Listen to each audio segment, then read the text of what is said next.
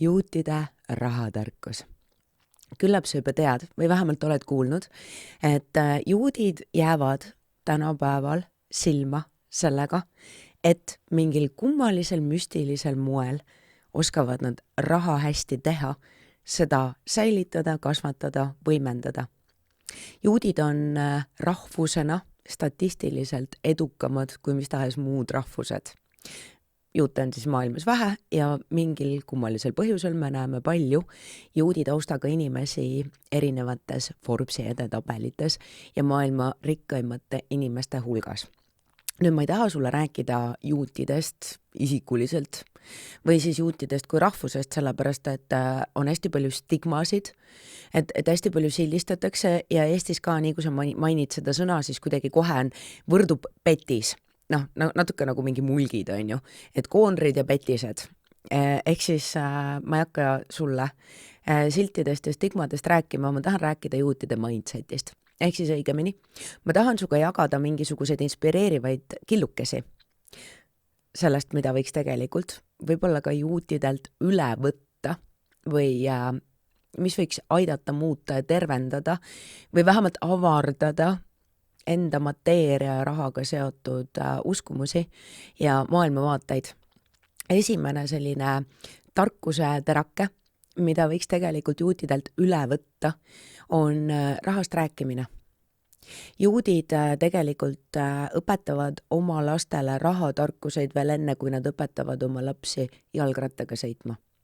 Nendel on see mitme purgi meetod, tänapäeval ma saan aru, et väga paljud juudid on ka nagu uuendanud seda, aga sisuliselt, et taskuraha läheb erinevatesse purkidesse, osa läheb siis säästmiseks, osa läheb kulutamiseks, osa läheb siis igapäevasteks kuludeks ja juba väikesest peale.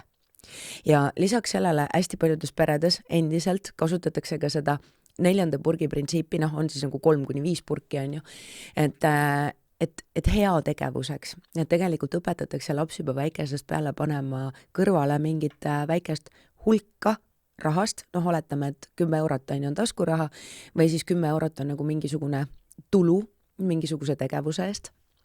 Ja siis näiteks, ma ei tea, 1/10 sellest läheb sinna kogumise fondi ja siis 1/10 läheb sellest heategevuse fondi ja 1/10 läheb siis näiteks mingi ihade fondi.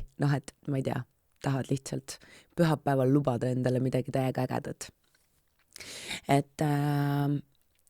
Ja siis see protsentuaalne jaotus on hästi erinev, et palju räägitakse ka sellisest nagu 50% kuludeks, 30% siis säästuks, kogumiseks, millegi nimel kogumiseks, et seda purki võib avada siis, kui purk on täis. Ja siis need teised purgid, et täpselt kuidas see protsentuaalne jaotus on, see on tänapäeval päris palju muutunud, sõltub päris palju sellisest perest ja taustast. Ja ma arvan, ma sellest purgiprintsiibist räägin sulle veel hiljem lähemalt, aga ma ei taha mitte purkidesse kinni jääda, vaid ma tahan kinni jääda sellesse, et juudid räägivad rahast. Ja väikestele lastele õpetatakse juba eluks vajalikke oskuseid.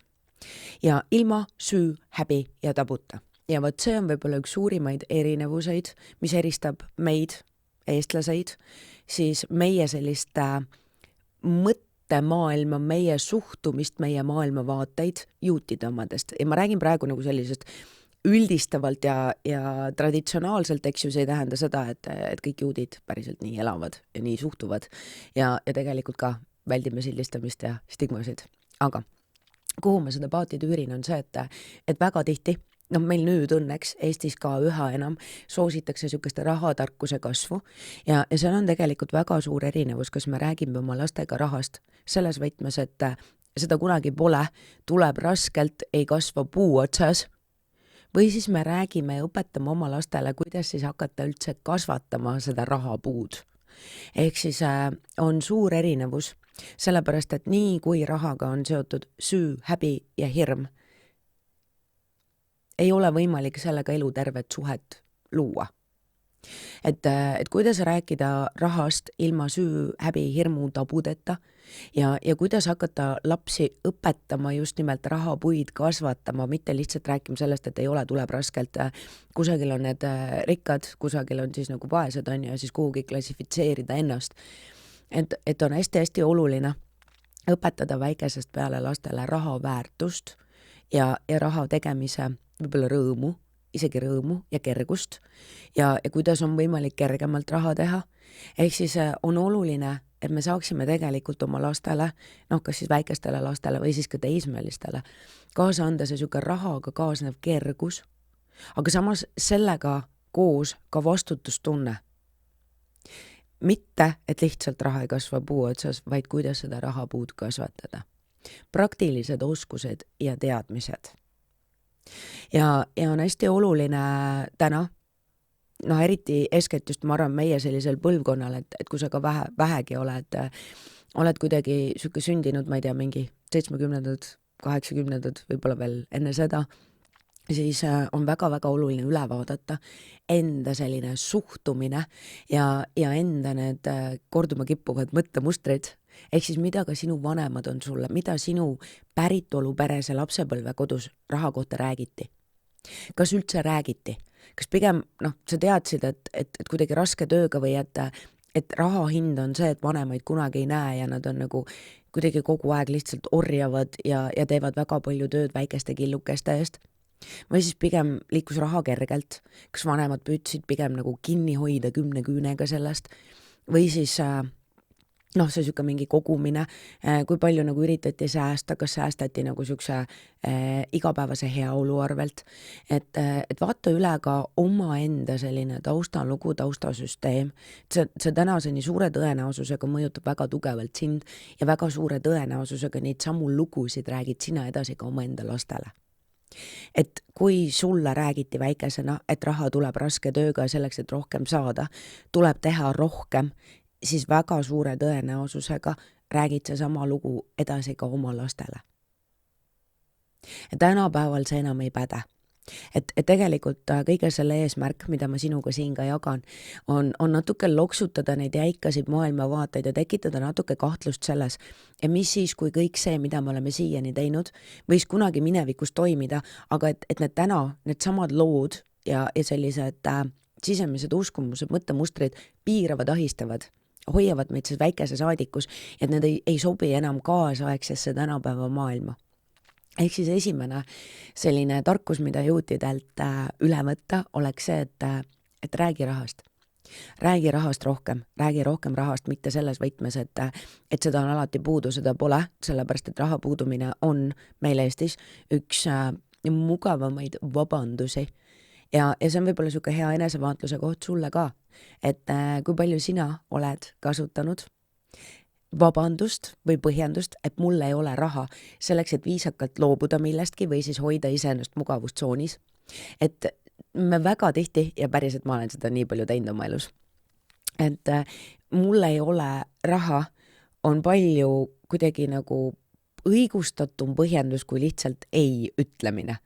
Et palju lihtsam on kuidagi, jällegi, palju lihtsam on ju, et kuidas ma siis ütlen, et ma lihtsalt ei taha su toodet või teenust, kui mul on raha. Aga kui mul ei ole raha, siis mul on kuidagi lihtne keelduda ju asjadest või pakkumistest, mida ma ei taha valida. Et vaata, kui see seos sind kuidagi kõnetab, siis ma täiega inspireerin ja innustan sind ütlema ei ilma selle põhjenduseta. Sul ei pea raha otsa saama selleks, et sa saaksid lihtsalt ei öelda asjadele, inimestele ja võimalustele, pakkumistele, mida sa ei taha valida. Ehk siis alustuseks ja taustalugude pool on ju. Et millised on sinu enda taustalood, millised on sinu enda uskumused, kuidas need täna mõjutavad sind ja kuidas sa neid samu lugusid võib-olla endalegi teadmata räägid edasi oma enda lastele ja seeläbi piirad tegelikult ka nende sükest edenemist tänapäeva kaasaegses maailmas. Et viimase 20, tegelikult isegi 10 aastaga on maailm meie ümber tundmatuseni muutunud, mis tähendab ka seda, et kõik, mis puudutab ka raha tegemist ja raharinglust, on täiesti teistmoodi tänapäeval, kui see oli meie esivanemate jaoks. Mis tähendab seda, et meie oleme tegelikult täna need, kes me peame kohanema, muutuma selleks, et me saaksime oma lastele midagi paremat, kaasaegsemat ja jätkusuutlikumat edasi anda. Et meil on vastutus muuta seda lugu. Mis tähendabki seda, et kui sind vähegi kuidagi kõnetavad sellised väikesed inspiratsioonikillukesed ja sa ei jää sinna juutide stigmasse kinni, siis jätka kuulamist. ma tahaks niimoodi edaspidi ka sulle ükshaaval jagada neid väikeseid inspireerivaid killukesi. Juutide esimene tarkus, seega räägi rahast.